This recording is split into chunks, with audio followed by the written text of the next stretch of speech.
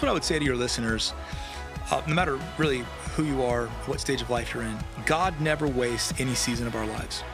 He has a way of using every season and every passion and interest point. Well, hi, everyone. Welcome to Framework Leadership, where we talk with leaders from across the globe. We get to explore a lot of good leadership techniques, strategies for guiding organizations to achieve success and health. I'm your host, Ken Engel, president of Southeastern University. And I'm your co-host, Michael Steiner, vice president for advancement and innovation. And man, we're excited about today's podcast. We have a great guest, Pastor Chris Railey. Chris is the lead pastor of Oaks Church in Red Oaks, Texas. He and his wife, Kara, also serve as pastors at New Community Church in Mesquite, Texas. Worked with Church Multiplication Network in Springfield, Missouri for several years. Excited to have you. Thanks for being here. And you got two sons here, right? Two boys are here. That's really why we're here right now. Right. Yeah, there we go. So Kara could come see the boys. But SCU is a special place. It's great to be here. My dad taught here many, many years ago. So my youngest memories were on this campus, which looks a little better now than it did then. So good job on that. What did he teach? Systematic theology. Okay. Yeah. Cool. So that's a great. good class. Yeah, that's great. Yeah. Well, let's start our conversation by diving into your ministry experience a little bit. You've led the Oaks Church through a period of some incredible growth, especially over the last couple of years. What role has intentional culture, team building played in kind of leading that growth curve? What qualities or characteristics do you look for as you begin to create a team and develop the right direction, the right path for effective leadership? Yeah, it's a great question. And, you get to a certain age, you're able to look back at, the journey that God has taken you on in leadership and kind of see some patterns and how God has used you and the things that have, brought whatever success that you've been able to have. And I think team building, culture creating are how God has used Kara and I over the years, wherever we've been. We've pastored small churches, medium churches. Now we're at a large church. We've been a part of denominational leadership and even mental health over the years. And there are some patterns that have emerged. And in this last assignment, we followed a legacy pastor, been here 30 years, beloved. And we did that pastoral succession as COVID was kicking off. So the board votes us in February of 2020. And we think we're walking into one situation. And then COVID happens and we entered into a whole different situation. We show up. There's no people gathering. I'm preaching through a camera to people that I'm not able to build equity with, build relationship with. And so there's a lot going on in that summer, and there was a lot going on in the church. And so we kind of started by going under the hood and controlling what we could control. And that was really team building and culture setting. It wasn't an unhealthy church. It was just a church that was ready for new vision and fresh leadership, and then to kind of set the standard of what we felt God was calling us to do, and so I think team building, and this is how it's kind of gone everywhere we've been, really starts with vision casting, value setting, culture creating, and setting the standard and kind of seeing, all right, who is up for that challenge, who's ready to kind of go where we feel God's calling us to go, and who can meet the standard. And so there's transitions, there's changes, and you're kind of finding who those people are, building the team in that way. And so we kind of set a standard, a ministry philosophy, and built a team around that. I think COVID allowed us the opportunity to bring a lot of change quicker than we would have, because you don't follow a legacy pastor and then change everything. Right. But COVID allowed us to probably do 7 years worth of changes in 18 months. And then we were able to kind of set and build our team around that. So a lot of work under the hood. And I really feel like the best way you build a culture, build an organization is from the inside out. Even before you try to draw crowds or accomplish a lot of things, you've got to start from the inside out and kind of build a strong team. So that's what we did at Oaks Church these last several years. And it's something that team building is something that like you don't achieve and you say like, okay, now that's done.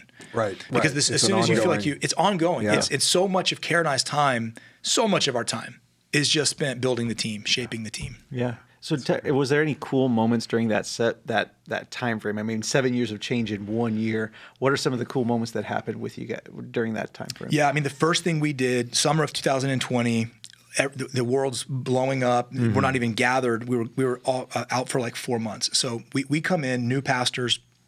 We had worked there years before, so there was some familiarity with some people there, but a lot of new. So I interviewed for about an hour every one of our key leaders, and I asked them the same 5 questions. And I told them, all right, we're going to sit down. I'm going to listen and type. And then when we're done, I'm going to come back to one of our team meetings, and I'm going to share what I've learned and the patterns that I heard. So I asked them all the same 5 questions. This was a very defining moment for everything that we did. So I said, how are you? Really? Yeah. Because we've been told to clap and smile, question. new Yeah, pastor, exactly. we got to put on a good face. There's, COVID, all the things. But like, all right, tell me how you're really doing. Yeah. How's your team doing? Really? Like, what do they need? What's happening? How are they feeling? What do you feel we should change? Like that we should start doing that we're not doing? Number 4, what do you think we should stop doing that we've been doing? Number 5, what do you want me to know? And I left it open-ended so they could really tell me anything that I needed to know. And I just typed and I looked for patterns, and there were about 4 or 5 patterns that emerged that I was able to come back and share with them. One of the patterns that emerged is we love that you're a collaborative leader, but right now we need you just to tell us what hill we're taking and we'll go with you. We need vision and we're ready to go. So that gave us kind of permission to say, okay, well, we're going to lay it down what we feel God has called us to do here. And if you'll trust us and go with us on this journey, it's going to be painful in the short term, but it's going to bring stability and growth in the long term. And so that was a moment where I felt like they gave us permission to lead. Yeah. And so did the outgoing pastor who is still a part of the church and supports us and cheers us on. And so I think that gave us the ability to kind of go for it. I love it. That's great. Speaking of influence and leadership, let's shift gears a little bit here and talk about an aspect that I know Oaks Church is particularly known for, which is, a great diverse culture. In light of mission, to bridge the gap, politically and socially, how do you create dialogue and interaction and to, create unity even among members that are probably going to have a lot of differing thoughts and opinions and frame perspectives? Yeah. How do you handle that? We're in South Dallas, very diverse place. Our church is growing more diverse all the time because our community is growing in that way, which I'm so thankful for. I love it. But it creates new sets of challenges, so we don't all see eye to eye politically, which that's very difficult for some church people to reconcile, that they go to church with people who would vote different than them. It kind of blows their mind. Yeah. I feel like even more than racially or politically, the socioeconomic differences that people have are actually the most difficult to overcome. Yeah. And for people to find community. So we're dealing with all of those issues as we've come in these last 4.5 years. And our community and our church is, like with a lot of communities and churches, different post-COVID. So one of the things that we had to do is we couldn't rely on assumptions of who we used to be or anecdotal evidence of who we are. So that comes with, you would say something like, well, everybody is saying this. Well, no. The last person that you talked to said that, but that's not actually empirical data about what's really going on. So we went on an intentional journey. We paid some good money to hire a company to help us understand our community post-COVID. Who are they? What are the demographic realities? And how can we better bridge the gap and speak the language? And so that really shaped our ministry philosophy as well those years. And it's helped us, I think, to speak in a way where everybody feels like Kara and I are their pastors. This is their church. And there is a higher reality than the color of our skin or who we voted for. There's a kingdom reality, and we've been able to call them up to that because we have actual data about who our people are, what they're struggling with, what they care about. And that really shaped the language that we used. It reaffirmed some things that we were doing, and it caused us to kind of maybe switch gears a little bit in some of the things that we were doing. And I guess, from a diversity standpoint, how we're leading in a very diverse community, what we've learned is our church, which is 103 years old. So it's not but it's very young in the terms of who goes there. Right. A lot of new believers post-COVID. Wow. So our church moved out from the inner city to the suburbs 20-something years ago for the potential of numeric growth, which never came. Wow. Dallas just didn't grow that way 20 years ago when we built this huge building. But now we've realized through kind of the research that we did, our church sits on a dividing line. Like the road north of our church divides Dallas County and Ellis County. Wow. And so what they showed us is everything north of our church is worldview like this, voting block like this, demographics look like this, and everything south of our church completely opposite. Wow. So we felt like God didn't geographically place us there for numeric growth as much as prophetically placed us there to bridge the gap. And that's become a big emphasis for us, is to be a solution to so many of the problems that we're seeing play out on TV. And I think what unites people, what we've learned unites people, number one, sports, music, food, and our kids. We all want a better future of our kids. So no matter what color your skin is, who you voted for politically, how much money you have or don't have, those things bring us together. We all high five when the Cowboys score a touchdown. We all love barbecue. And so we've kind of shaped how we do ministry around those things. Yeah, I love it. So I love the process of going through data and using that. And I think that's a very important thing that more and more churches are starting to wake up to. That it's not the scary boogeyman. I mean, it is the scary boogeyman, but it's also a tool that God can use. Can you walk us through a little bit about how you guys did that? What was that process like? What are maybe some of the tools you used? And what would you recommend to a pastor? Because the worst thing that you can do is answer questions people aren't asking. Or to go on what you think, your gut, because sometimes you're just wrong. Sometimes your perspective is limited. So data is our friend. It helps us to speak the language. It helps us to be more effective in our ministry. So we hired a company. And I think our church had done this 10 or 15 years before, but that's old data. And so data changes. So we hired a company and we did the work with them. So it's an investment of money and it's an investment of time. Both of them are painful, but they're experts in this, and they walked us through, here's the data and here's what it means. Wow, Now, what do you want to do with what you've learned? And then they helped us to shape, here's who we are, who we've been, who we are, and who we aspire to be. And so some of our value statements changed as a church to better reflect how God had positioned us. Some of our strategy changed. How we saw the future and what we were leading towards, the target. It began to shift a little bit based on clear evidence of who we were called to reach, where we were positioned in the community. And so it's just a process. Then what often happens, even with those who do the work of creating statements, which I know SEU, divine design, like it's very clear. It's embedded in everything that you guys do. It's one thing to have it in writing and put it on your wall. It's another thing to live it out and hold it accountable. And do the hard work of bringing people back to what you've been called to do, because you drift. You don't accidentally live out your mission. You have to intentionally do that. So that's been the journey and the process that's still unfolding for us. Love it. No, that's great. Now, although you grew up in the church, you didn't always have a desire to be a pastor, and you actually worked in the mental health field for a little over 6 years or so, and worked in case management. How did that experience in your life? Because I've always believed God wants us to go through unique experiences based on how he wants to use us in kingdom work. How did this kind of shape your approach to ministry and pastoral leadership?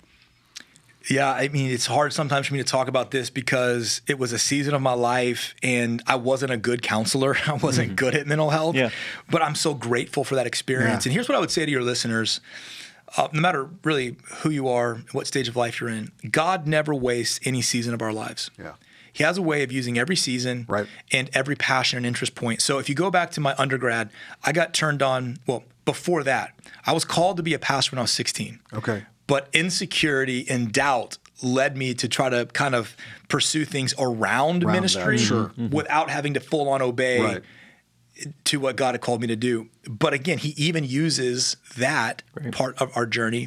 So in undergrad, I was very turned on and kind of awakened to the world of mental health because of an intro to psych class that I took in my undergrad.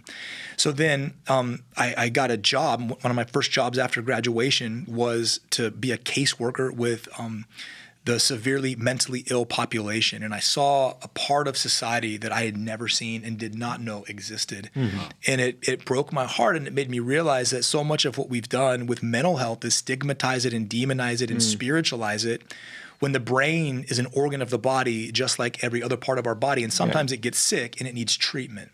And so it totally reframed my whole perspective on mental health. But I had this passion for counseling and mental health. I had a passion to teach.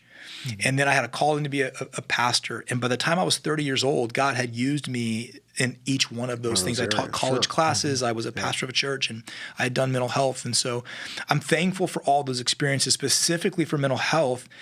It allowed me to better understand as a shepherd the sheep that God has called me to care for. And I think what a lot of pastors do is they just say, well, there's a verse for that, and here's what God would want from you. And we try to counsel beyond our actual training and ability. And there are very gifted, spirit-filled people who are trained and called to walk people through the journey of mental health. And I have found that for some people, there's just a barrier to God that has to be removed before they can see him for who he is and themselves for who they really are in him. And that's where mental health, I think, is so powerful. So in our church, we have a counseling center, and we've built great relationships with professionals in our community. So we and nonprofits that like women's shelters and substance abuse centers, and so we know we can't solve every problem within the context of the local church, but we have partners that can help. And we hold their arms up. And so that experience and that part of my journey, I think, has made me a better pastor and better able to care for people. Yeah. And so what advice would you give to pastors who are like, okay, I understand there's more to this than just the pastoral care that I've been trained in, and I understand I want to start engaging. What are some practical ways pastors can start kind of engaging in this problem in their church? Yeah, number one, just let's get to where we say mental health is not an inconvenience to us. Right. And pastoral counseling is not, people's pain is not an inconvenience to us in building our churches and organizations.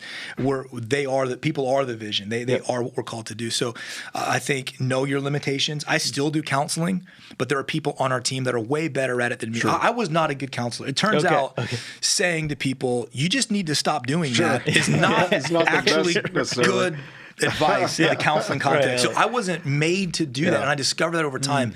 But we have people on our team that are. And then, like I said, I think it takes a lot of work in your community. I mean, you got to get out in your community a little bit and find out what are the things that are going on. How is the community helping provide for the needs of people? And there are great resources around us that we aren't trying to reinvent, which is costly for the local church. But we just get to hold their arms up, partner with them, give them time and even man hours, and we refer. And we leverage those relationships. I think that's the biggest thing is collaboration in your community with the people who are trained and called to do these things is a blessing to you as a pastor. Well, and I think a lot of pastors they don't realize the value of those connections and the physical resource you have. I mean, there are so many amazing counselors that are looking for an office spot to open up their practice, and you can just talk to them. They're spirit-filled, they're faith believers. You don't have to pay them, you don't have to have them on their staff, but if you can figure out how to say, hey, I've got this resource that God has given me to partner across, it's so true, and we've seen that play out in our church. And I would also say, as a pastor, if you want to help people with mental health, let's not demonize those who go to counseling. And let me just say, there's probably a lot of us as pastors that need to be in counseling ourselves. Kara and I go to counseling. We go together. We go individually, not because something is wrong, but to make sure things stay right.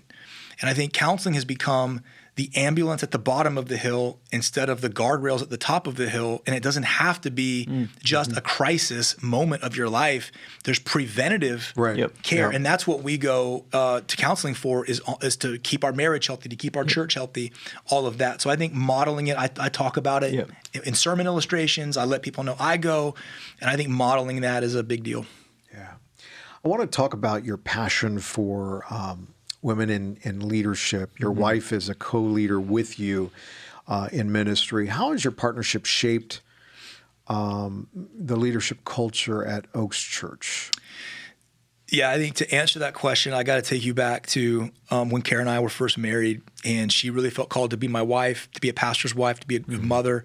Her training was in elementary education. She was a school teacher in the early years of our marriage, and she got advanced degrees in that to where she could always kind of be part-time or really be available to the kids and to me. And then when I was traveling a lot in my previous job, she didn't work at all in the home. And then we moved to Dallas, and we become lead pastors.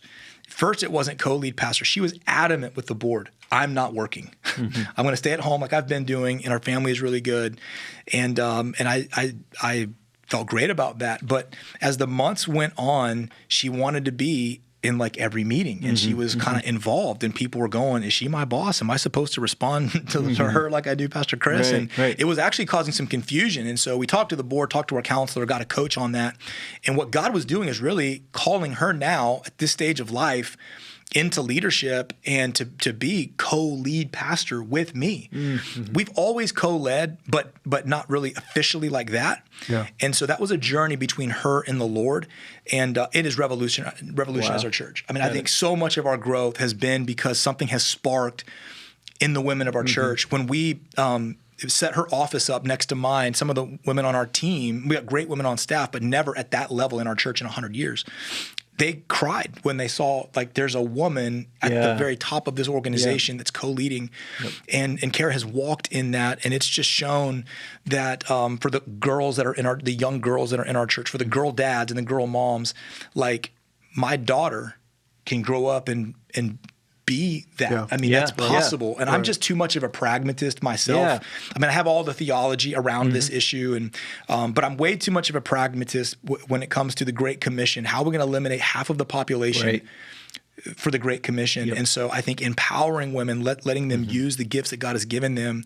For us, I know it has changed our church so much for the better, and has awakened something that I think was dormant. And I think there's a lot of pastors in churches listening to this right now. They're probably at that point in their journey too, where they've been feeling that, them and their wives or different people. What advice would you give to them and say, okay, I think we're ready to take that first step? What are some of the tactical ways to start making that transition to co-leading or promoting and that kind of thing? The mistake that I made earlier in our ministry when pastored a previous church is I took my maximizing gift and I put it on my wife. And I would say things to her like, oh, you're such a great leader. You're such a great speaker. Why don't you speak on Mother's Day, which is so cliche. It's terrible. And she would do it, but she would hate it. And there was a resentment there because I thought I was complimenting her. You're a great leader. And I would say it in front of people and from the stage. But every time she heard me say that, she felt pressure. Wow. To be something that God hadn't called her to be. Yep. And so that was actually driving a wedge. So I would say allow that to be God's timing with both of you. It looks different for every couple. It doesn't have to all look the same. Right. Yep. We looked for models, and we do it a little different than some others do. So I think, contextualize it where God is calling you to do, and allow it to change during certain seasons. Yeah. So those are a few things that have been helpful for us. As we wrap up our conversation, what final advice would you give to young leaders who maybe are going into church planting, going into leadership for the first time? What advice would you give them? They want to build thriving teams. They want to develop a healthy church culture and really leave a lasting influence and be obedient to what God's called them to do in that community, but also prioritizing their faith foundation of their own families, and making sure they stay strong and they stay healthy. Yeah, that's so good. We've learned along the way how to do that, taken some bumps and some bruises, done things right and done some things wrong. I think using what worked yesterday, the play that worked in the game that you played yesterday, does not mean that play is going to work in today's game. Sure. You've got to develop new strategies for the season that you're in.